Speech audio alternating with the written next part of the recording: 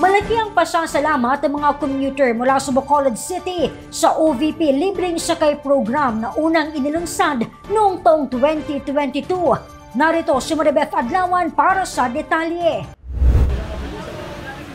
Umaarangkada mula Lunes hanggang Biyernes at maging sa araw ng Linggo ang OVP bus sa iba't ibang bahagi ng Bacolod City. Alas 7 na ng gabi at maituturing na rush hour dito sa Bacolod City. Maliban sa libre, tipid at komportable, yan ang sabi ng mga commuter dito sa Bacolod City.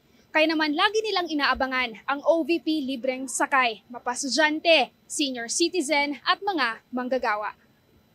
Kabilang ang mga college students na si Julian, Kiana at Renz sa maraming Pilipino na nakabinipisyo sa programa.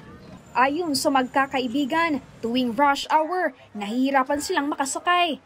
Kung hindi kasi puno, kinakailangan nila na magipagsiksikan upang makasakay lamang. At bilang mga culinary student, dagdag hamon pa sa kanilang pagbiyahe. Ang dami ng mga kinakailangan nilang bitbitin na gamit. Kaya't ikinatuwa nila ang programa, lalo't nakakatipid sila sa pamasahe.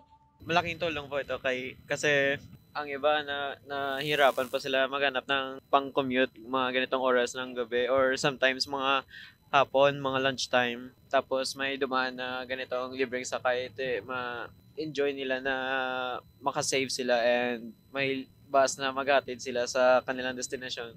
Kay libre gani, no, diba? Masave mong money.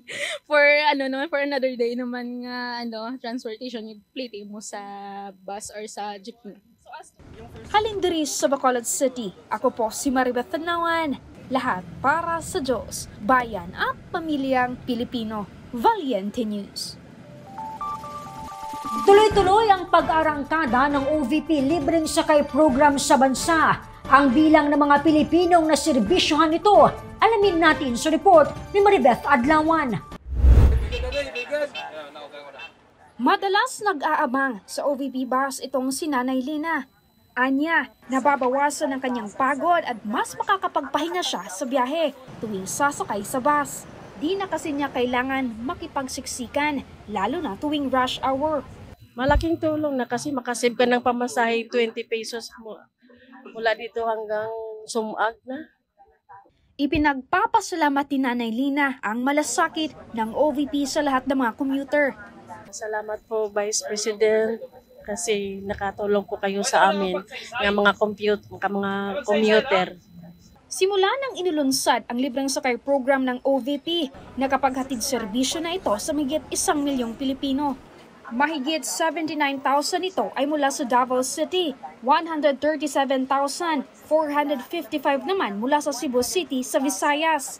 Pinakamarami naman sa Metro Manila na umabot na sa mahigit 250,000 pasahero. Katuwang ng OVP para sa libreng sakay program ang iba't ibang bus companies sa bansa.